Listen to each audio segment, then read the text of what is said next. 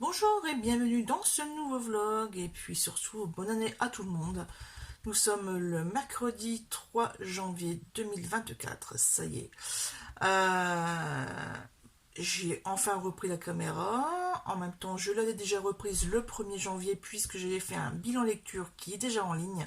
Je l'ai mis en ligne le 2, donc hier quoi. Et en fait ma bonne résolution de début d'année, que je n'avais dit à personne, hein, voilà, c'était juste un truc moi tout seul. Acheter moins de bouquins. Bon, on revient de chez Corée, de chez Cultura. Donc là, il y a un peu trop de bouquins. Attention, hein, c'est pas des bouquins comme d'habitude. C'est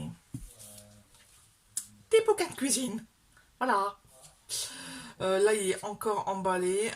Sur l'étal de Cultura, il était déballé. J'ai pu le consulter en entier. J'ai fait c'est bon, je le prends. 19,95 € et il est édité chez Hachette Pratique, donc c'est ouais, Hachette Cuisine. Donc c'est le grand livre de la cuisine, la Bible indispensable pour cuisiner au quotidien. Il y avait également sur les soupes et sur le tout en un, c'est-à-dire voilà, le tout dans un seul pot quoi. Euh, je vous montrerai quand il sera ouvert si ça vous intéresse. Ensuite, on va prendre un plus petit. Je l'avais déjà vu à Cora. Je l'avais reposé parce que mon monsieur il fait ah, t'en as déjà. Bon, tant pis, c'était pas urgentissime. Et puis ben, là, je me suis fait un peu plaisir. Donc, simplissime, les recettes ch'ti, les plus faciles du monde. Il y a beaucoup de recettes. Je vous montre un peu la présentation qu'ils ont fait à l'arrière. Et c'est vrai, en fait, il y a les photos des ingrédients, la marche à suivre, les petites indications sur le côté ici, on temps, budget, et on a une belle photo au milieu. Et par exemple, il y a des choses que je pourrais jamais faire en fait, parce que bah, les gaufres liégeoises, tout ça, bah, c'est mort quoi. Euh,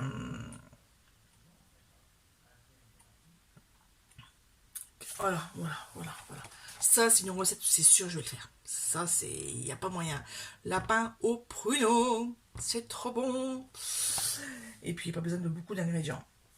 Sur ce, encore un petit. En fait, j'ai fait du plus grand au plus petit. Là, c'est un tout petit. Recette du Nord et de la France. Écrit par Patrick Vilchez, Pierrot de Lille. En fait, j'ai vu le nom là, je suis c'est bon, je prends. Sébastien Merdrignac. Ah oui, Simplissime, c'était à 9,95 €. Hein. Voilà. Donc, vous avez sûrement vu l'étiquette. Ici, il est à 6,90 € et voilà, il y a plein de petites recettes. Voilà, le beignet de Ducasse par exemple. Qu'est-ce qu'on a Ça, il n'y avait pas dans l'autre truc. Soit saoulé. C'est un cas saoulé, mais du Nord quoi. Qu'est-ce que le waterzooi de volaille, le lapin pruneau, le hochepot, j'en ai jamais fait de hochepot. Qu'est-ce qu'il y a encore d'autre? Les rognons de veau flambés au genièvre. Oh, le pot de chevêche. Oh, ouais, les andouillettes de... Ah tiens, les andouillettes de Cambrai flambées au genièvre. Il y a beaucoup de genièvre. Hein. Ça fait des années que je n'ai pas goûté, mais... Il n'y a pas ça dans le plat. C'est simplissime.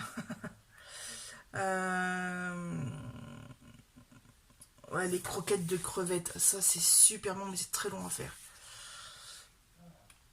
Les moules marinières, les coquilles Saint-Jacques, bonne femme. Ça doit être bon aussi, ça. Ah, donc j'ai bien fait de le prendre parce qu'il y a là pas mal de... La flaniche au poireau. Voilà, ça c'est un truc, mon père il le fait. Trop bon. La soupe à l'ail d'Arle, la ficelle picarde, flamiche au maroilles. Je sais que derrière votre écran vous pavez. Je le sais. Soupe de crevettes. Oh, je sais pas.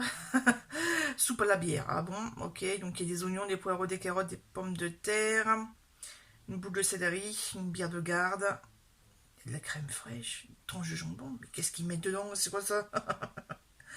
Ah non, le jambon, le fromage et le lapin de mie. Ça part. Ok, d'accord. Potage au potiron, soupe de hainon. Enfin bon, c'est... Vous voyez un petit peu l'intérieur. C'est un petit livret édité chez, je sais pas, Édition Ouest France. Donc il doit peut-être y avoir d'autres numéros qui concernent les autres régions de la France, hein. Ça serait bien d'en trouver d'ailleurs. Voilà, les petites recettes bretonnes, de Charente-Maritime, ce genre de choses, ça c'est pas mal. Donc ça c'est mes derniers achats livresques au niveau lecture. Aujourd'hui j'ai travaillé pas beaucoup. Je suis rentrée à 11h30, un truc comme ça. Bref, ça fait vraiment bizarre de travailler que le matin en fait. C'est-à-dire qu'à midi, c'est bon, j'ai terminé, je rentre pas à 15h30, 16h comme d'habitude. J'ai pas l'impression de travailler, mais bon, c'est tout, c'est comme ça, hein. C'est juste une impression, parce qu'on en fait quand même de la route. Malgré tout, donc j'ai travaillé sur l'ordinateur pour enfin mettre au propre les challenges défi des lectures et Mademoiselle Farfal. Donc hier j'ai fait défi lecture, aujourd'hui j'ai fait Mademoiselle Farfal. Je vous mettrai sûrement la photo. Puisque Mademoiselle Farfal a 60 items dans le challenge et je voulais voir les couvertures en fait et ce que j'avais rempli, etc. Parce que je voudrais bien augmenter mon record, mon score en fait l'année prochaine. Donc là, je sais plus où sont les impressions, mais voilà, je veux augmenter dans les challenges. J'ai vu qu'il y avait auteur russe, auteur sud-américain, lire une BD, un manga, des réécritures de classiques, de la dystopie, il me semble. Enfin, il y a pas mal de petites choses. Alors, c'est soit dans le corps du texte, en fait, sur le style, sur des personnages qui... telle famille, enfin bref. Et... ou de la couverture, ou le titre, ou l'auteur. Voilà, il y a beaucoup de... On peut bien jouer sur les thématiques. Donc voilà, donc là j'ai travaillé sur ça. Et puis là, tout à l'heure, il me reste encore 1 heure avant d'aller dormir. Je vais voir un petit peu pour les titres, pour les prochains items de cette année 2024. En écoute, donc j'ai écouté, en même temps que je travaillais, j'ai écouté les détectives de Yorkshire, le tome 1. Et en fait, j'étais tellement pas concentrée que je vais reprendre du début.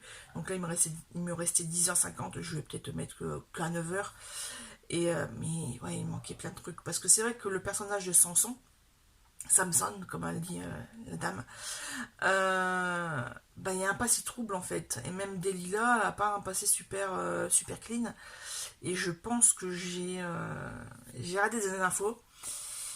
Parce que Samson revient après 14 ans d'exil dans son village natal et il n'est pas du tout le bienvenu. Et pourquoi les gens réagissent de cette façon? Parce que Delilah, elle le voit, lui met un pain dans la figure, quoi.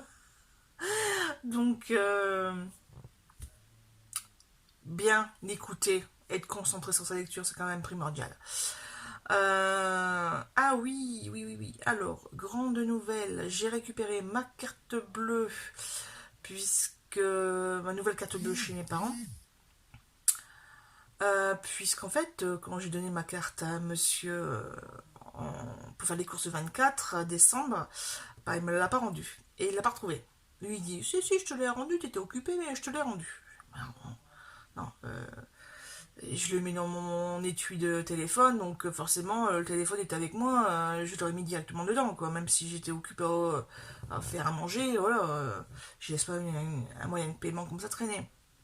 Bref, et il s'avère que en fait il l'a retrouvé au fin fond d'une poche de manteau. Ah, sauf que moi j'avais fait opposition, j'avais recommandé une nouvelle carte, donc j'ai eu des frais bancaires. Et là aujourd'hui, écoutez, je l'ai mis en fonction avec un gros achat, puisque nous sommes allés chez Boulanger. Et ça y est, on a commandé la nouvelle machine à laver. Je ne sais même pas quelle marque, je crois que c'est un Whirlpool. C'est un 11 kg, une machine de 11 kg avec le tambour par devant en fait. Puisqu'on a posé la question si ça existait par ouverture par le dessus en quantité, enfin en poids aussi important. Et non, c'est juste que 8 kg. Donc voilà, au moins on a l'info. Mon homme voulait absolument une 10 ou plus de kilos. parce que bah, c'est plus pratique pour laver les couettes, quoi, tout simplement. Parce que comme on a des animaux, je vais vous laisser deviner la suite. Et puis ouais, j'ai fait nettoyer l'autre la dernière fois au pressing, j'ai eu pour 24 € pour une seule couette. Franchement, payer le tiers du prix neuf, ça fait un peu suer, quoi. Voilà, voilà. Bah écoutez, sur ce, je vais vous laisser et puis je vous reprendrai dans quelques jours. J'espère avoir avancé dans les détectés du Yorkshire. À tout à l'heure.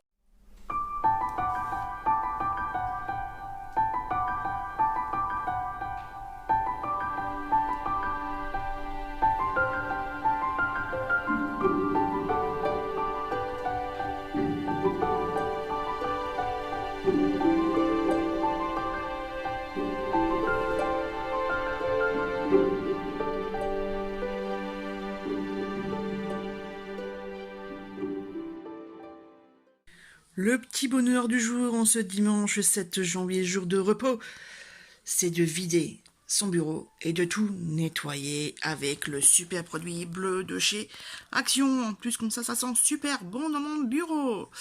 Allez, je vais vous montrer un petit peu. Dernier craquage à la librairie, à la maison de la presse, pardon. Cuisine actuelle. En fait, j'ai vu Hauts-de-France au loin. Parce que j'allais pour autre chose. Et puis, je fais, oh, maman, je vais rentrer dedans, puis on va voir un peu ce qu'il y a.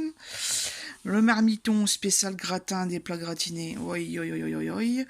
Bref, ça donne trop envie. Et pareil, j'ai un paquet de pois chiches à la maison et je ne sais pas quoi en faire. Donc, je vais analyser ça. Et surtout, je vous prends pour découvrir avec vous le grand livre de la cuisine que je vous ai montré la dernière fois. Donc, vous voyez, il est texturé, il est doré, c'est magnifique. Et il est en tranche couleur. Attendez, hop. Par contre, il fait son pour le petit. Hein. Vous voyez, hop, tranche couleur. Comme ça, il y a les différentes sections. Je vais vous mettre un peu, hop, voilà, la lampe ici. Il fait clair, mais pas encore assez pour s'en passer. Alors, les catégories d'aliments. Il y a plein de choses. Hein. Repères nutritionnels. Ici, le plaisir de la table. Les épices. Alors, bon, on va peut-être passer un petit peu les trucs techniques. Hein. C'est quoi ça? Ah, les œufs. Donc, les œufs cocottes, brioche, asperges, poivrons et tomates. Ça donne trop envie. En plus, il est 11h passées. Je commence à avoir faim. Les crêpes. Oh là là, les galettes. Alors, les œufs bénédicts, les quiches Lorraine. Section pâtes. Oh là là. Sauce à la crème, sauce tomate. Miam, miam, miam, miam, miam, miam. D'ailleurs, ce midi, ça va être monsieur qui va faire à manger. On verra bien ce que ça donne. Tagliatelle au girolles. Oh là là là là. Aïe, aïe, aïe. Tiens, je connais pas ça. Le 2, c'est des ditalini, petits macaronis en morceaux. Je n'avais jamais vu. Alors, le riz, la paella, quand c'est bien fait, c'est bon ça. Des risottos, recette de base, le riz pilaf.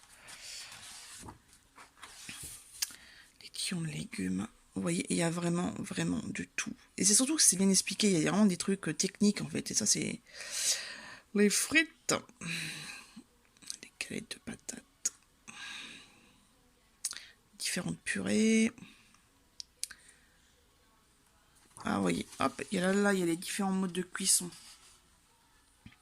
C'est pour ça que je l'ai pris celui-là, parce que vraiment, il a lié la technique avec les recettes, quoi.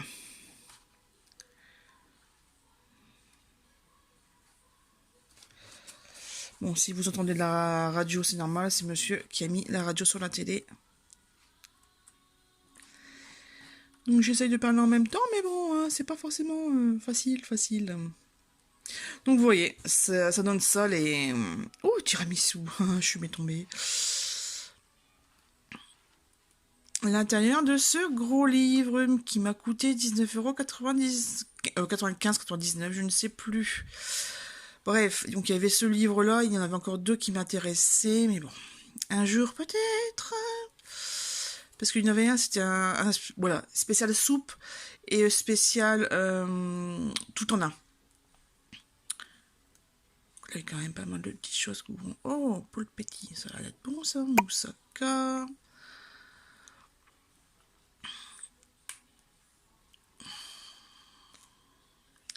Bref, j'ai faim. Je vais vous prendre un peu plus tard pour vous parler de ma lecture d'hier. Parce qu'il y a de quoi dire. Voilà, chose promise, chose due. Je vous retrouve toujours dimanche 7 janvier. Il est 18 h. On est dans mon petit coin cosy bordel dans le grenier. Ça fait un bon quart d'heure que je fouille dans mes grands formats. Puisque on est au mois de janvier quand même. Le challenge sur le site Livre Addict touche à sa fin. Puisque c'était novembre, décembre, janvier. Et que moi, je n'ai toujours pas lu le livre que ma binôme m'a choisi. Sur la liste des 3 livres qu'elle m'a sélectionnés, il y en a un qui lui faisait de l'œil. Donc elle m'a envoyé un message en début décembre, donc ça fait un mois déjà, comme quoi elle l'avait lu, elle avait adoré, etc., etc. Bref, moi le truc c'est que je ne savais plus où il était rangé, puisque mes grands formats ne sont pas rangés par ordre alphabétique, mais par soit en bordel, comme là, en fait là vous êtes sur un tiroir en plastique et il y a 2 tours à tiroir plus le centre au milieu, c'est rempli de livres jusqu'en haut. Et parce qu'à la force il n'y a plus de place, alors je l'ai mis dans les coins, voilà, tout simplement. Et puis donc j'ai enlevé la tour, j'ai fait tous les tiroirs et évidemment le dernier tiroir, j'ai enfin trouvé ce que je cherchais. Et donc je cherchais ceci, Au bord des cendres de Jean-François Bouygues. Donc c'était un roman historique qui se passe, alors je vous lis vite fait la 4e. Novembre 1994, Vincent, meurtri par la vie, part à la recherche de sa grand-mère Valentine, perdue depuis juin 1944. Il la retrouve finalement dans un hôpital psychiatrique. Commence alors un étonnant voyage dans le temps entre 1936 et 1944. Donc on va faire un bond de 50 ans en arrière. Une saga familiale construite par les destins croisés des 2 sœurs Valentine et Suzy. Une chronique villageoise entre bonheur et souffrance, entre amour et trahison, au cœur d'une époque mouvementée et sombre, celle du régime de Vichy, de l'occupation et de la résistance. Une galerie de personnages authentiques, un crescendo captivant et un dénouement bouleversant. Voilà, donc...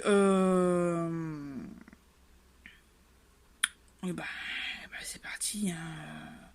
Donc là, ils disent 2-3 lignes sur l'auteur. Donc Jean-François Bouygues, 44 ans, donc à l'époque de la parution du livre, habite dans le sud-ouest de la France, ancien élève du cours Florent, passionné de cinéma et de théâtre. Au bord des cendres est son premier roman.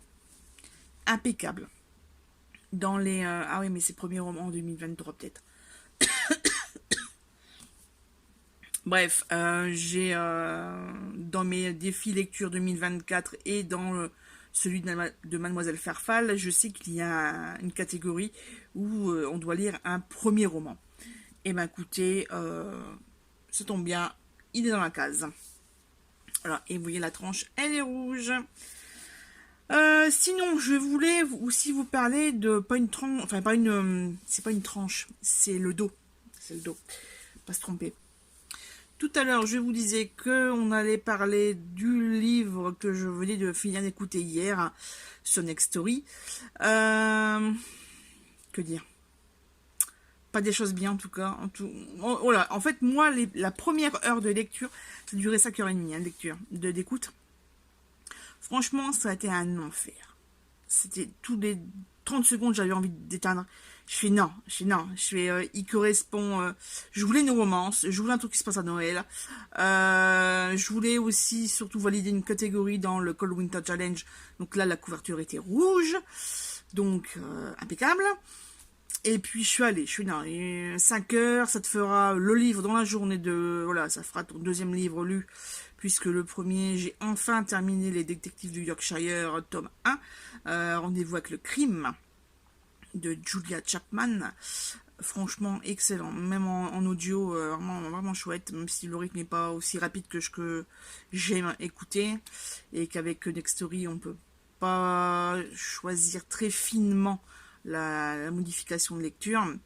Bref, tout ça pour vous dire que autant l'histoire au début c'est très gnangnan, voilà, c'est tellement cliché, c'est la fille qui a une boîte indépendant qui réussit, elle a des gros clients, elle a des employés, tout le monde s'adore, nanani nanana. Bref, tout va bien dans le meilleur des mondes. En plus, là, elle va se faire interviewer par une journaliste du Time. Et forcément, c'est la consécration. Enfin, voilà, tout va bien, bref. Sauf que il va se passer un truc. Le livre est en 2 voix. Donc, on a la voix de la dame, je ne sais déjà même plus son nom. Et on... Ah bah si, j'ai son nom, puisque c'est super mal prononcé. C'est une des choses qui m'a le plus énervé dans ce bouquin, c'est la prononciation, surtout du monsieur, puisque j'allais dire qu'il y a 2 voix. Il y a la voix de Zoé, l'héroïne, et le héros, c'est Ethan. Donc ça, je vous le prononce en français, avec l'accent français. Sauf que l'histoire se passe alors au début à New York, et après, bon, là, c'est à quelques encablures, bref. Ils le disent à l'américaine. Donc, Zoé, Z-O-E, ça se transforme en Zoui, ou en ou Zoï, voilà. Donc, au début, je me suis dit, c'est possible, je fais, soit elle a un nom bizarre, soit il y a un problème. Donc j'ai repris la 4e de couverture pour lui. Non, c'est bien Z-O-E. Et le monsieur, c'est bien Ethan, pas Issan. Puisqu'au début, je comprenais pas le nom du monsieur. Et à force d'entendre, ouais, c'est Issan, mais sauf que ils le disent en anglais. Voilà, donc avec l'accent français, évidemment. Bref, déjà là, il y avait déjà rien qu'à aller. Et le monsieur, les premières fois que je l'ai entendu, ça faisait un effet robotique. Il y a un problème, et je suis le lecteur, il déconne ou quoi Et en fait, non, ça va un peu mieux vers à la fin. Après, mais c'est vrai que franchement, la première heure, ça a été très très compliqué pour moi. Et bref, sinon, le livre va de mieux en mieux. Il va y avoir des petits accros qui vont donner du corps aux personnages, qui malgré tout n'ont pas une vie si facile que ça, hein. Mais quand même, ils l'ont quand même facile. Là, c'est... Bon, bref, passons. Mais ouais, franchement, ça l'a pas fait. Je l'aurais lu en papier, là, ça l'aurait fait. Donc, c'est ce que je parlais avec un des agents que je conduisais à une des gares. On commence à parler de livre audio sur la fin du parcours, et du trajet. Et je lui dis, il y a des livres comme ça qui ne sont pas faits pour être en audio. Et quelquefois, je fais même s'ils ils sont faits pour les voix, les narrateurs, ça va pas du tout, quoi. Et c'est vrai que quelquefois, il y a des livres que je voudrais lire, et quand je vois les commentaires, mais c'est pas un seul, hein, c'est 15-20 commentaires où c'est noté que les voix, ça n'est pas du tout. Donc voilà, écoutez, hein, c'est une expérience. En tout cas, bien content de l'avoir lu, puisque c'est une saga. Je continuerai certainement, parce que je suis quand même curieuse de savoir ce qui va se passer à la suite. Mais ouais, non, je pense que je les lirai en texte, plutôt qu'à l'écoute audio, parce que vraiment, ça va pas. Hein, on est loin des Camille Legberg que j'ai adoré, le Christmas Actually aussi que j'ai adoré. Là, ce mois de décembre. Voilà un petit peu mon ressenti. Après, c'est vrai que à la limite, c'est un bouquin qui devrait être mis en téléfilm de Noël. Parce que la dame, elle est décoratrice spécialisée dans tout ce qui est thématique Noël. Donc forcément, moi, je veux voir ce que ça donne en vrai. Parce que là, il parlait, alors c'est pas le plaza, je sais plus, enfin, il décore la moitié des gros hôtels de luxe, etc. Donc je pense qu'il parlait du Plaza ou du Ritz, je sais plus. Et donc ouais, il décore les halls d'entrée avec des sapins gigantesques, des sphères. Mais c'est des créations uniques en fait. Hein. C'est même plus de la décoration. Hein. C'est un peu comme les robes de grands couturiers. Voilà, t'en as une. Hein. Point. Et puis, non, franchement, c'est vrai que le côté... Oh, voilà, vraiment le décor planté, qui est très bien décrit. D'ailleurs, il y a une scène assez rigolote dans une boutique de décoration. Il va y avoir une annonce. Et là, ça part en vrille, les gars.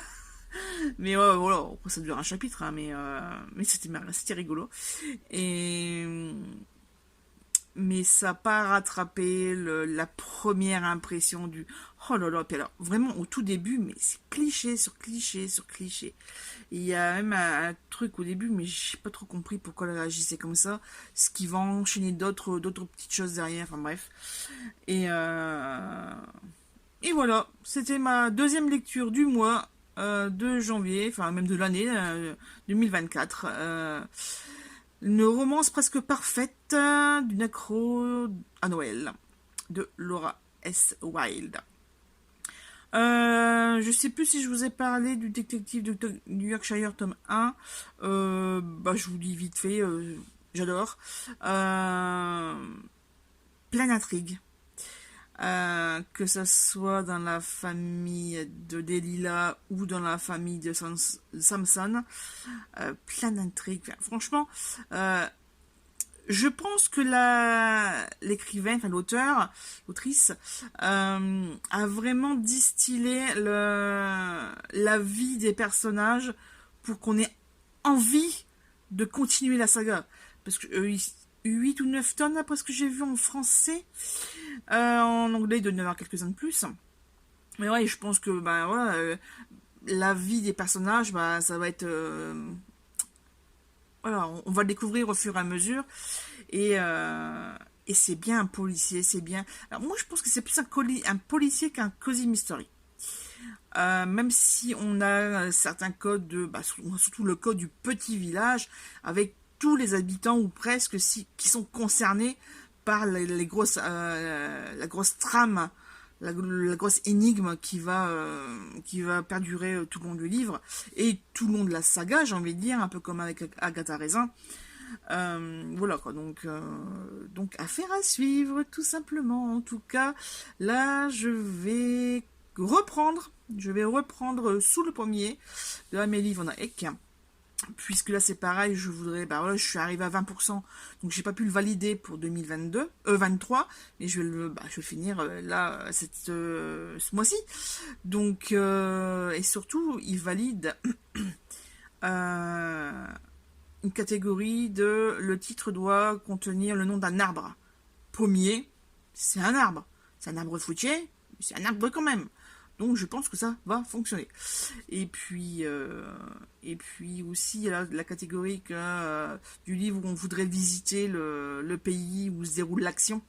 Là ça se passe en Belgique et en Bolivie. Et c'est vrai que je voudrais bien visiter les deux, quoi, tout simplement. D'ailleurs monsieur voudrait m'emmener un petit week-end à Bruges. Mais bon, là c'est pas le moment. Voilà, on verra ça cet été, tout simplement. Sur ce, je vous laisse et puis je vous dis sûrement à très vite.